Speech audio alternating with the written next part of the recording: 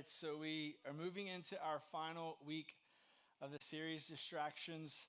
And this week, it is kind of the pinnacle, the pivotal. It's the last step in living a life on offense. And so if you're new to us or new with us in this series, this is your first Sunday, the series Distractions comes out of a headspace of a person living a life of distractions. Me, I lived a life distracted all throughout childhood, into young adulthood, into adulthood, and I always believed that distractions was my gift of getting out of things I didn't want to do. It was, just unique how I didn't want to do this, and so I found a distraction, and I loved them. But it was through maturity and wisdom and growing up that I realized that distractions were not necessarily a gift to get out of things, but yet maybe, potentially, the power of someone working against me, seeking to destroy me. This whole series has been kind of seated on a verse in 1 Peter 5:8. It says this: stay alert. Watch out, for you have a great enemy, the devil, who prowls around like a roaring lion, looking for someone to devour. Stay alert, stay focused is the words that I would use for me today, for you watching, listening here. Stay focused. And it's really hard to do that in the world we live in. Psychologists agree that the average human being living in America has around 10,000 messages a day that we must process. And that's on average. Some of us are overachievers, and we got more than that. Some of us are underachievers. It's okay. The average is 10,000, and we must walk through them. And throughout this series, it's been very interesting. I've been very conscious driving to work or driving to the church or driving to school or to sporting events, paying attention to all that I see. And it's been really cool. I've seen billboards of things that I need. I've seen restaurants that I need to go eat at. I've seen a lot of things that I'm not always aware of. I've seen places driving down roads. I did not know that existed, But as I drove and I've routed myself around, I've seen all these messages I just didn't know existed. But now that I know it existed, I'm processing it. And each one of us, every single day, as we commute, as we go, we are intaking messages, things we must do, places we must go, things we must eat, speed limit to what you must drive, stations that you listen to on the radio, or Spotify or Apple Music, whatever you listen to. Everywhere you go, everything you do. In fact, my email is inundated with, I don't know where I'm getting these emails from, but I'm asked to subscribe and asked to purchase and buy. And now Amazon thinks it's fun to send me things based upon something I've searched for. Hey, we think you might like this and this and this and this. Stop sending me things. All these messages are just kind of coming through. It's so easy for us to not only be distracted, but consumed with the things around us. One little thought can lead to minutes or hours of thought process. So this verse teaches us to stay alert, to be on the lookout, because there's someone, we call him the devil, that seeks nothing but our destruction. In fact, the word that they use is devour. And that word devour is so important because it means to leave no evidence of. His desire is that if you follow Jesus, he wants to destroy you in such a way that no one knows your existence or your purpose in existence. That no one knows that you followed Jesus or you believed in Jesus or you love Jesus or anything about Jesus in your life. He wants that to all be erased. And therefore, he believes if he can get you distracted, if he can get you focused on something that's not important, he's got you hook, line, and sinker. So we've positioned ourselves in this series to live a life different than just sitting back waiting on him to attack. We positioned ourselves in such a way to live a life of offense, moving forward, taking ground. Words I would use that I think kind of go out of reality, maybe into a spiritual realm, is pushing back the darkness. Jesus said that he's the light of the world. We should just sing that. He's the light of the world. And he goes on to say things like a city on a hill can't be hidden. These things are illuminated. And he speaks to the Spirit in us that we are the light of the world. That Jesus in us illuminates us. And that when we go places, specifically maybe places dark where he does not exist, we bring his presence there. And if we sit back and just wait on things to happen, we're not moving anywhere. We're not going anywhere. We're not doing anything. So we must live a life of offense where we're pushing back darkness. We're taking Jesus places that maybe he's not present, but he's in us. And so how do we live this life? How do we fight against distractions? We've laid out 4 simple steps. The first one came from Matthew chapter 11, and it was all about this idea of coming to Jesus. Come to me, all who are weary and burdened, those who are frustrated and tired, those who have anxiety, those struggling with depression, those who are wondering my purpose, those who are just tired of the day-to-day grind. You're exhausted from what you're doing. You're mentally spent. He says, come to me. Come to me, all you who are weary and burdened, and I will give you rest. This was the first step to life of offense, going to Jesus, approaching him, like spending time with him. And we specifically talked about reading his word, not for the sake of knowledge, but for the sake of time, of spending time with someone who loves you and gave their life for you.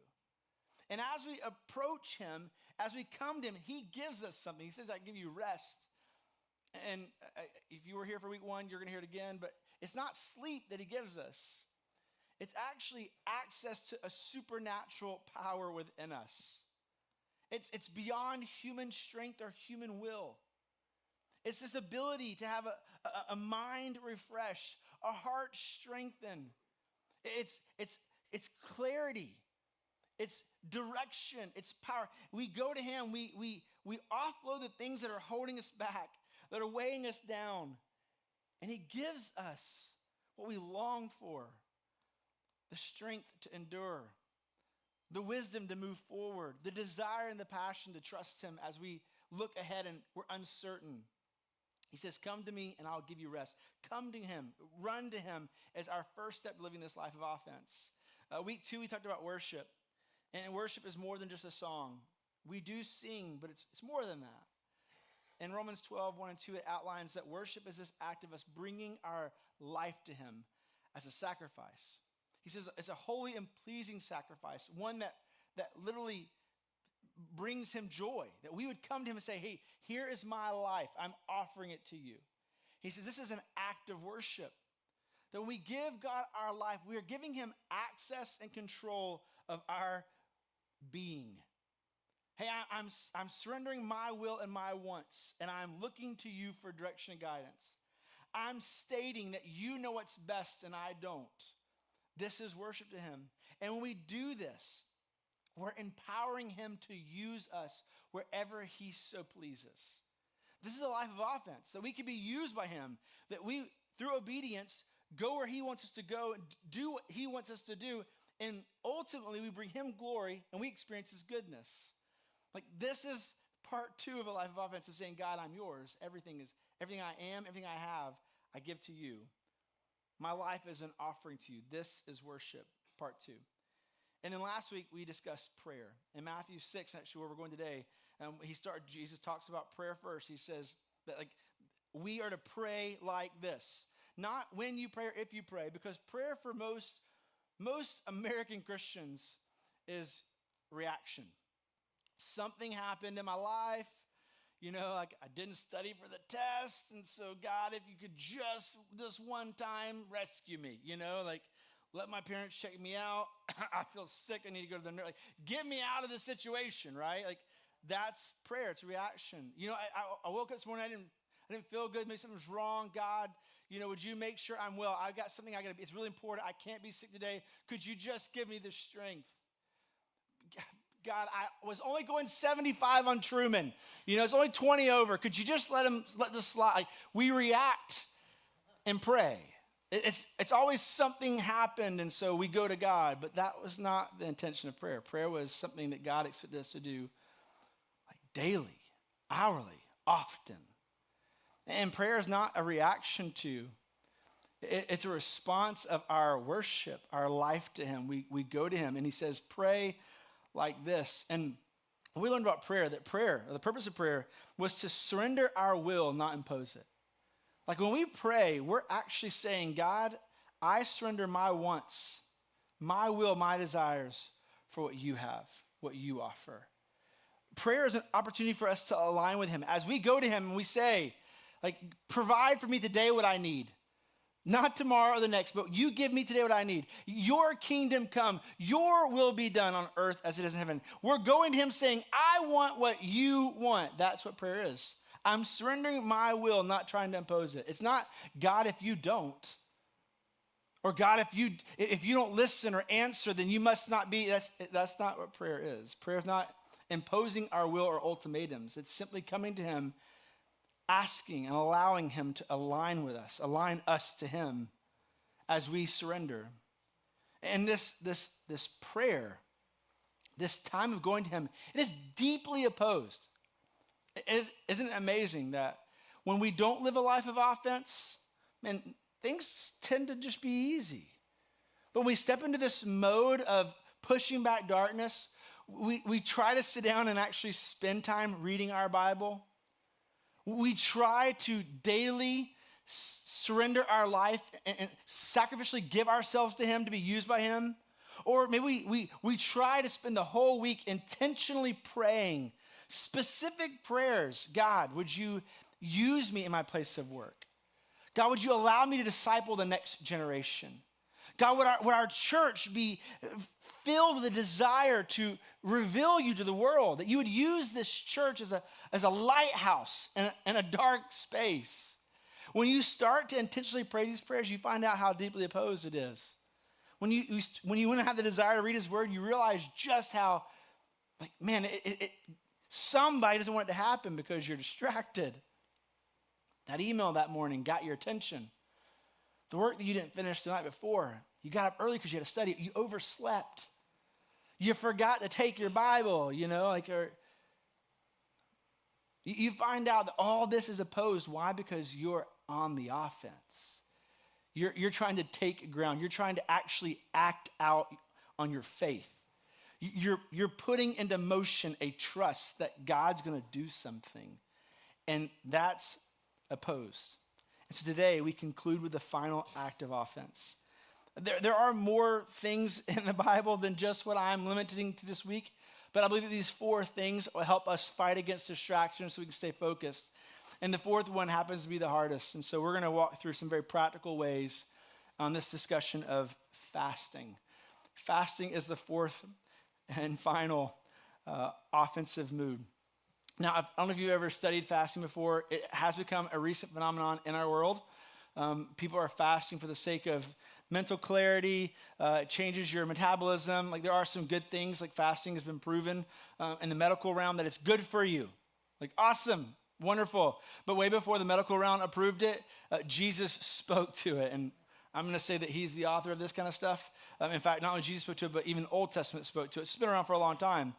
But if you were to define fasting today, it would say something like this: abstain from food or drink. If you were to Google, if you were to, go to, it's funny that this word comes to mind. There's a word I'm looking for, but I keep saying encyclopedia. And for all of those who are like 30 and younger, that's like a book you used to open.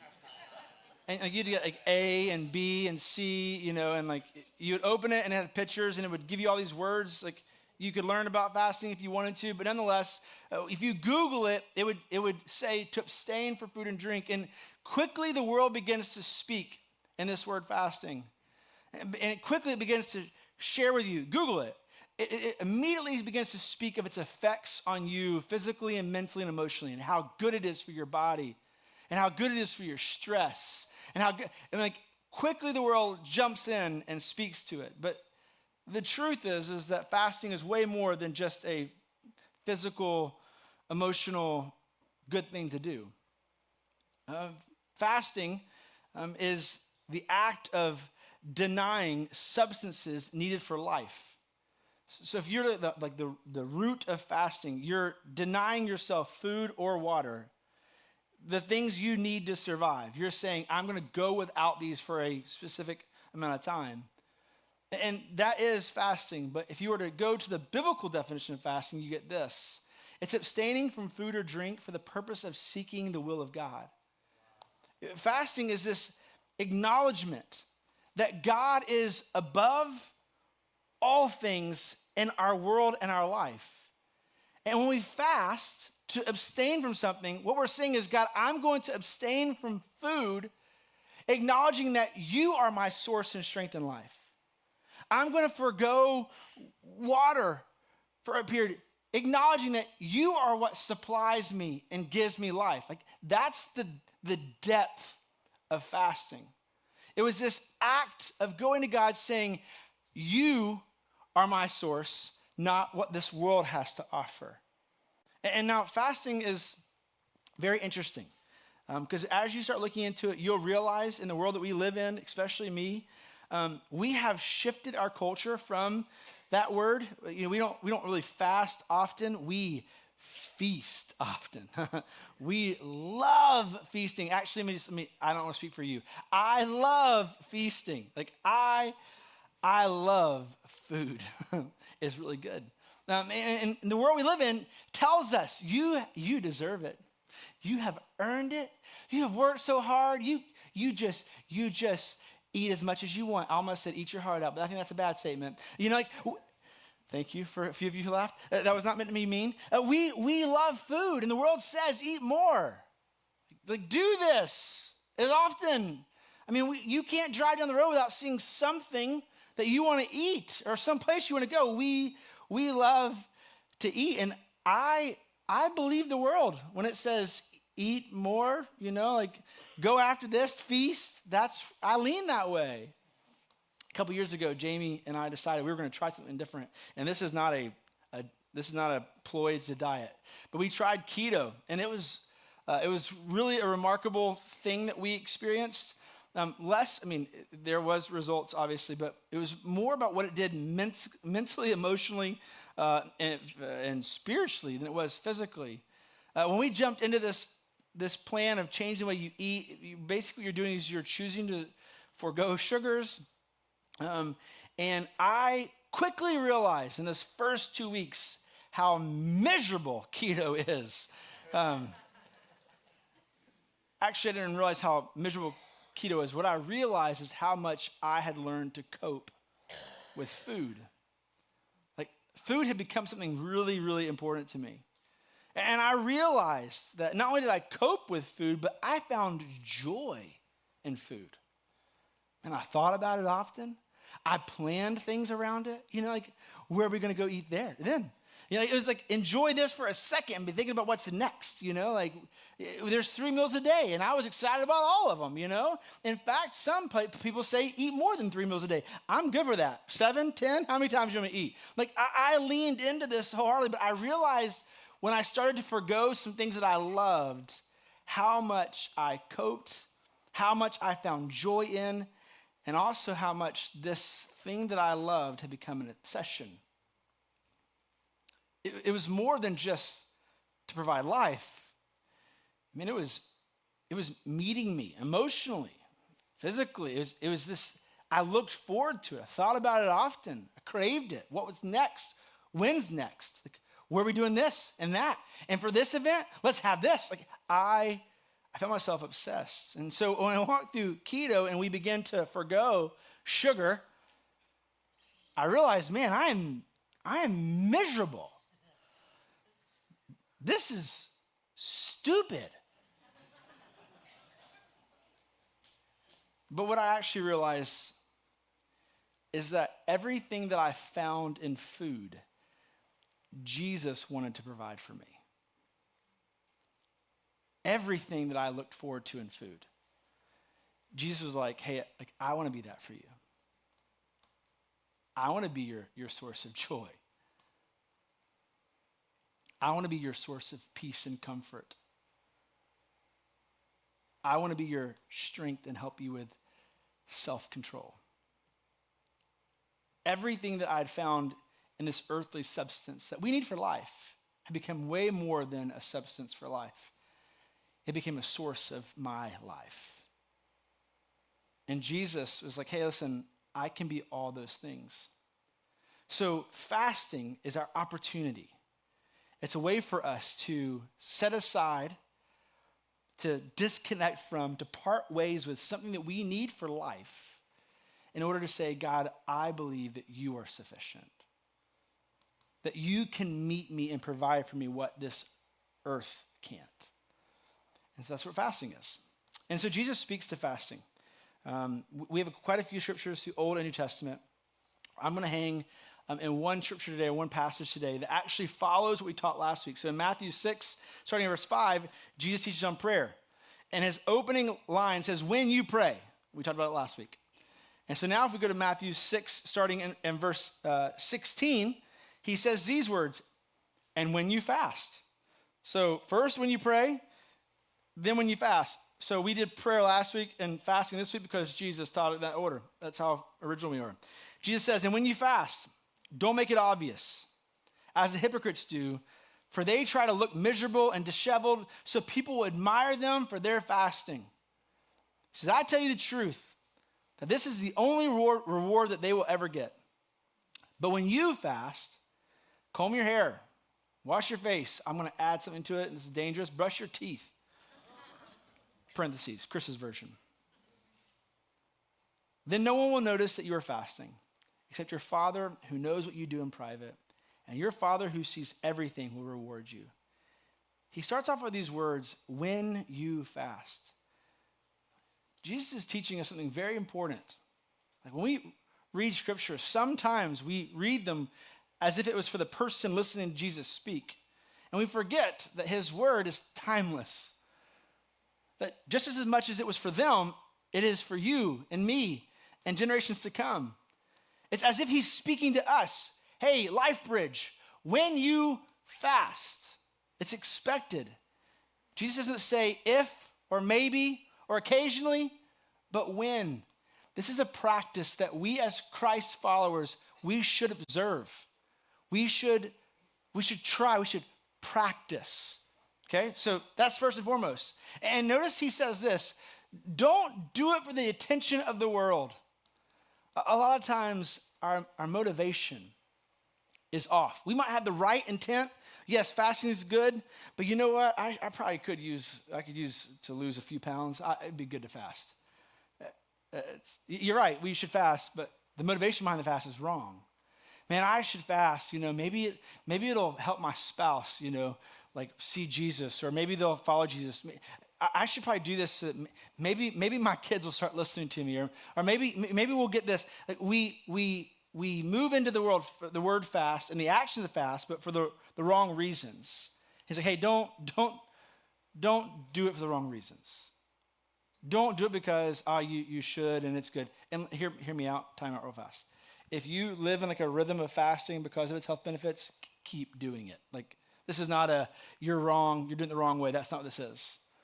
But when it comes to fasting for the biblical nature that Jesus speaks to, don't do it with the wrong intention or the wrong reasons. Don't do it so that you can be seen or you'll gain attention from the world.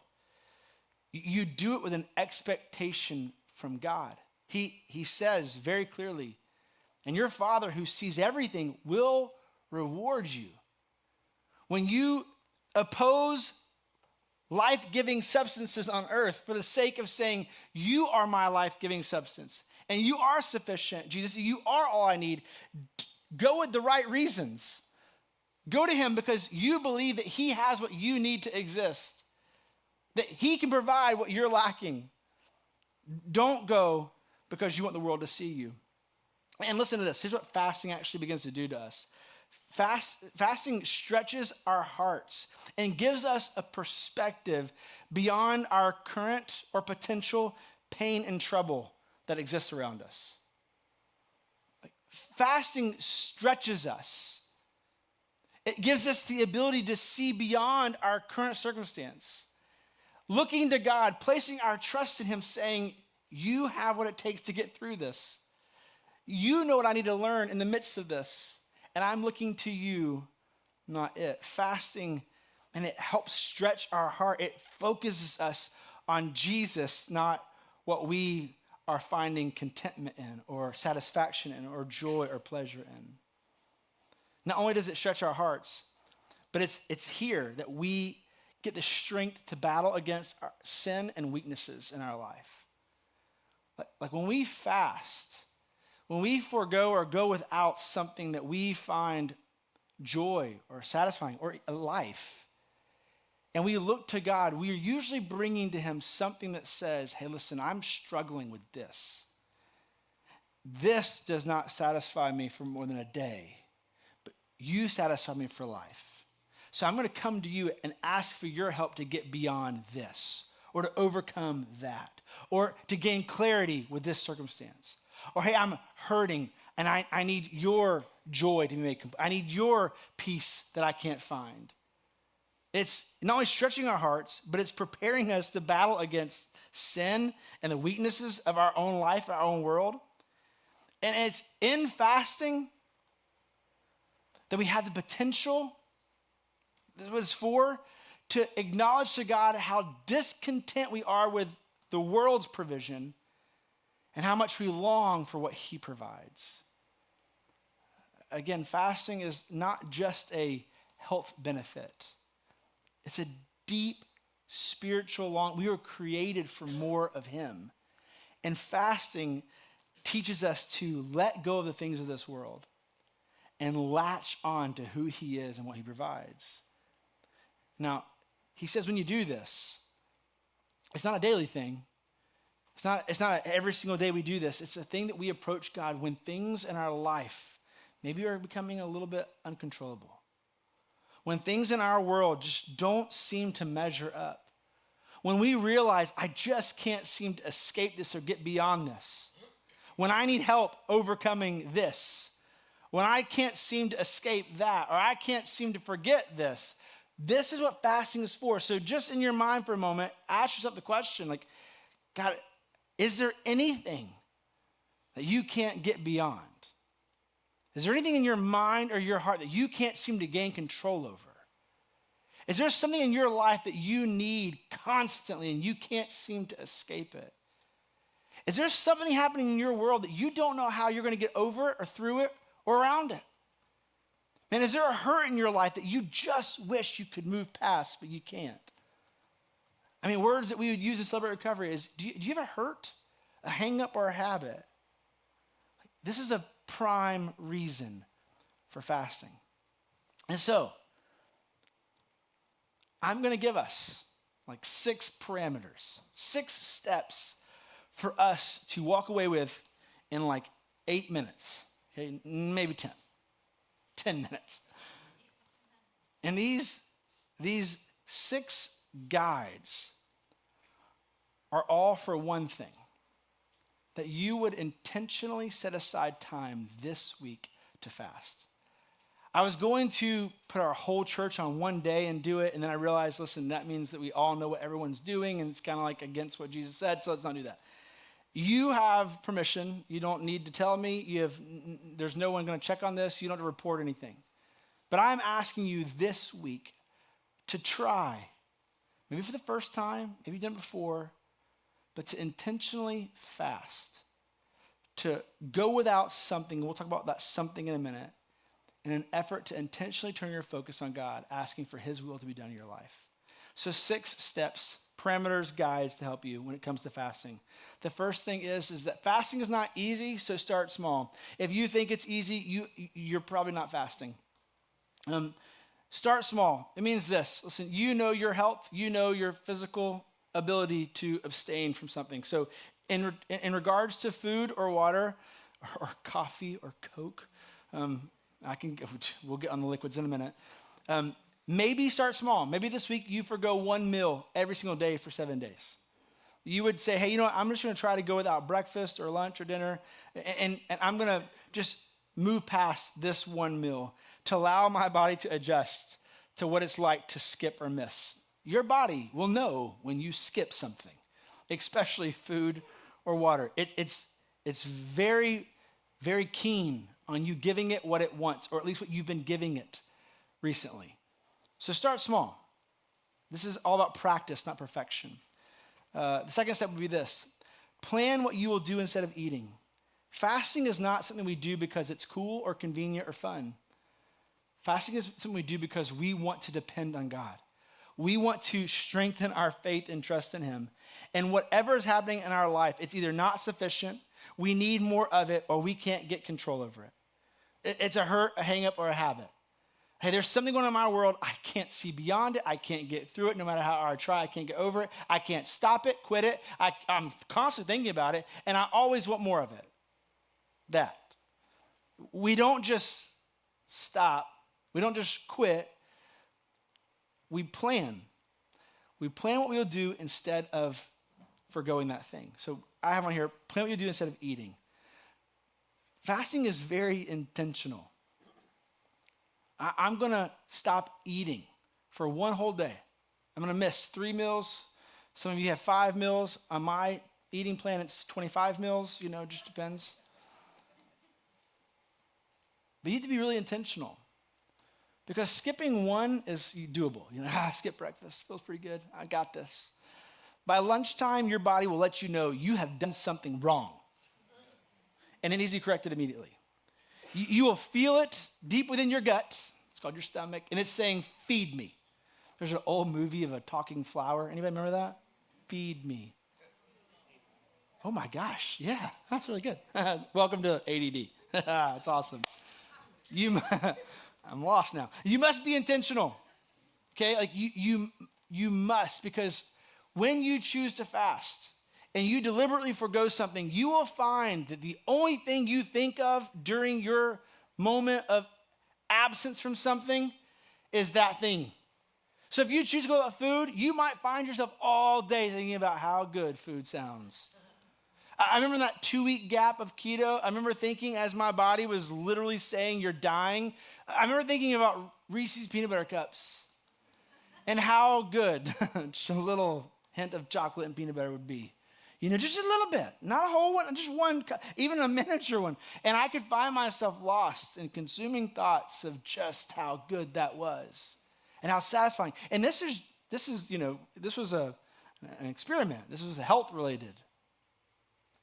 But when we choose to forgo, we choose to stop eating, we choose to fast, we must become very intentional with what we're going to do with the time that we're creating in our life, because we're not eating or drinking something. And if you're not careful, your body will consume your mindset. And all you will do that day is think about how much you miss what you're longing for. So to be intentional means to think, God, what am I going to do? What am I going to say? What am I going to pray? Being intentional to engage with those around you. Hey, I'm not doing this, so I'll have time to engage with, be present with people that maybe I don't have time to be present with. I'll have time to pray when I usually don't have time for that. I'll have time to read when I usually don't have time to read. What are you going to do? Plan what you'll do instead of eating. Consider its effect on others, part 3. If you are a family, when you choose to fast, does that mean you're making everybody else fast? Your kids will hate you and Jesus, okay? Like you said you were forgoing food, not me, I'm still hungry. Like, this is not something you don't choose it for other people. You don't mandate the world to do it. You're choosing this for yourself. This is a private choice, not for the world to know about. And so when you do this, think about your friends and family. Think about your children. The point is not to draw a bunch of attention, like, oh, I'm doing this, sorry, I can't go to lunch today, guys. No, it's, hey, I've got something I need to be intentional about. I'm going to miss this. Hey, listen, with your kids, hey, listen, I'm choosing for a day to approach God with something. There's explanation. There's time. There's actually, if you have kids, maybe it's time to teach them about fasting before you fast. So when you speak it or acknowledge it, they're not like, Mom and Dad are going weird on us. They're not eating anymore. No, they know what you're talking about leading up to it. But make sure you consider how it affects others. Step 4, fast from something maybe other than food. You know your health situation, and maybe going without food is dangerous for you. Maybe you have an illness, disease. You might have something where you should not forgo from food. Listen to your body. Don't be stupid, okay? Choose something that you realize, if I were to stop doing this, it'll have an effect on me. I don't know about you, but if you don't drink coffee one day, you realize how bad that headache's going to be later that afternoon or that evening. It's like, oh, it's interesting. I've learned that my body needs this, wants this, desires this. Maybe it's Coke for you. I remember in high school, my parents kept our pantry, they kept it stuffed with Mountain Dew and honey buns. That was my favorite breakfast, my junior and senior year of high school. I would get to school at about 9:30, crash, and sleep through math or whatever class it was. It was this thing where I just every day had Mountain Dew. And the doctor was like, hey, you're not allowed to have that anymore. We're going to have to slowly bring you off of this. I had become addicted to a substance.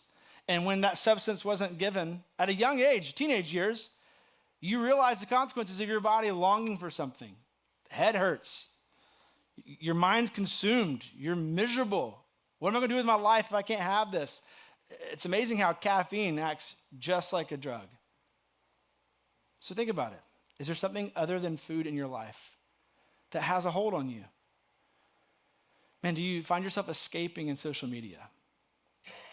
Like, do you just find it's a break from reality, just to scroll through and look at other people's worlds? Do you find yourself watching videos on YouTube? Countless hours of just mind-numbing breaks for you to disconnect. And you ever find yourself like having that like ghost ring where you feel like your phone's ringing, it's vibrating in your pocket, but you don't have a phone in your pocket because you're so used to having that thing attached to you? How many of you driven halfway to work to realize you forgot something like your phone to go back and get it because you can't deal without it? Maybe food is not the thing you should abstain from. Maybe there's something in your life that you need to take a break from. Because you see, fasting not only says, God, I'm dependent upon you, but it also says that you're worthy of me sacrificing or stopping this. You see, fasting also prepares us, develops in us. It gives us an opportunity to practice self-control. I can break from this, God, because you are worthy. You are sufficient. And by breaking, it teaches me, have I become dependent, maybe a little too much on this, that I looked for my joy or my peace or my escape here rather than coming to you for those same things? Maybe fast something other than food. 5, don't forget to turn your attention upward. This is such a big deal. And I've said it a little bit before, and I'll say it right now. When you choose to forgo something that your body or your life has now deemed a need, it's really easy to become consumed with the thing that you're lacking. To be caught up in, man, I can't wait. Or I can't stop thinking about this. Or, man, what's going to be like tomorrow when I get it back? I just can't, if I fast from food for a day, man, I cannot wait for breakfast tomorrow. I'm going to go to Waffle House and eat everything I can get, and if you like Waffle House, okay, no big deal. You pick your breakfast place.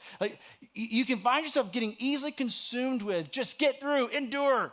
It's like, no. What you're doing intentionally in fasting is allowing what you need. In that moment you realize you need it, to turn your attention to God, saying, listen, I realize I'm needing this. But the truth is what I need is you. I need you to be my source, my strength. I need you to complete and fulfill the places I'm looking to fill things from. I trust that you're sufficient and this world is not. Don't forget to turn your attention upward. And ultimately, when we practice this rhythm, leading up to this day where we fast, and I'm going to assume we're all going to do this. We're going to have 100% participation. That word's not going to come out. When we prepare, when we think, when we know what we're going to God for, we can answer this question. What do you need that only God can provide? This is your focus for your day of fasting. What do you need that only He can be your source?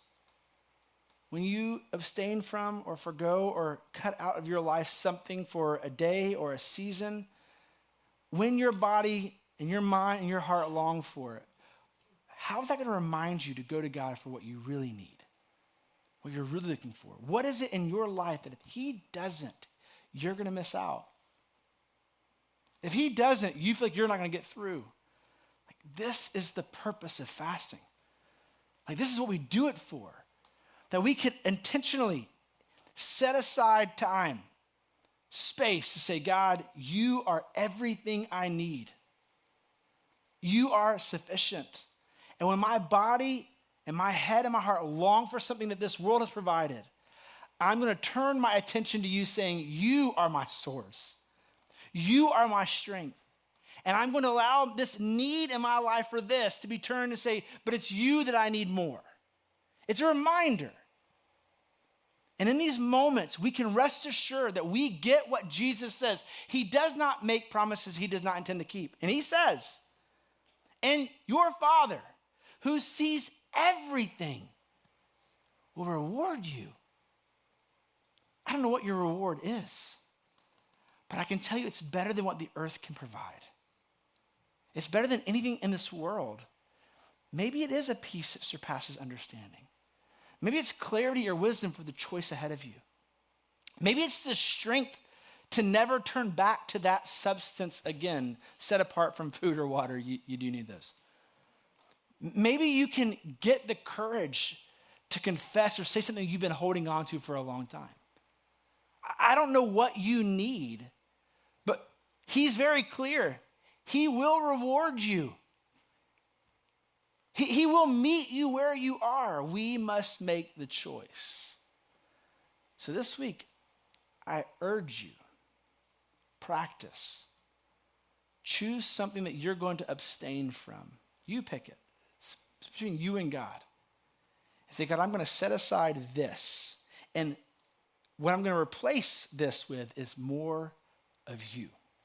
Time, prayer, worship, reading, conversation, intentional with those around me. You pick what you replace it with. And then be diligent. And rest assured, I close with these words. It's opposed.